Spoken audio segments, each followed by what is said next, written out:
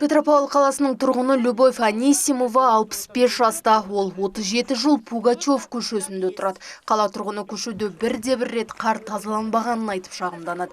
Арықтардың жоқтығынан әр көктем сайын оның үйін су басады.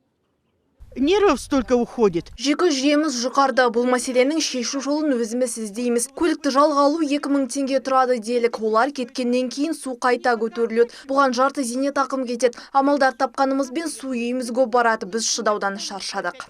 21 ғасырда Петропавл қаласының көшелерінде жарық жоқ дегенге сенесіз бе?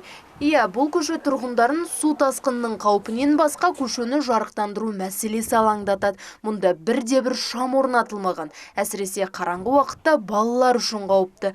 Көшеде жарықтың болмауына байланысты ата-аналар күн сайын балаларды мектептен қарсы алуға мәжбүр. Света нету, в школу провожаем, с работы придешь поздно. Жарық жоқ, жұмыстан кеш келеміз, баланың қалай жеткенін білмейміз. Жұмыста телефонды қолдануға болмайды, сондықтан баланың келгенін немесе келмегенін біле алмаймыз. Біз балалар үшін алаңдаймыз. Жарық әлі күнге дейін жоқ. Бұл мәселемен бірнеше рет жергілікті әкімдікке жүгіндік, бірақ оның пайдасы жоқ.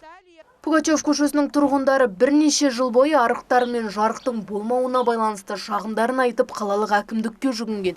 Әкімдік әлі күнге дейін әрекет етпегенін ескеру қажет. Тұрғындардың шағымына олар тек хаттар жолдаған, бірақ әлі күнге дейін ешқандай нәтиже жоқ. А на сегодняшний день данная улица есть в очередности. Бүгінгі таңда бұл көше жарық орнату бойынша кезекте тұр. Ағымдағы жылы бюджеттік өтінім берілді. Қаржы бөлінген жағдайда бұл мәселе қаралатын болады. Жазғы кезеңде жұмыстар кезек тәртібімен жүргізіледі.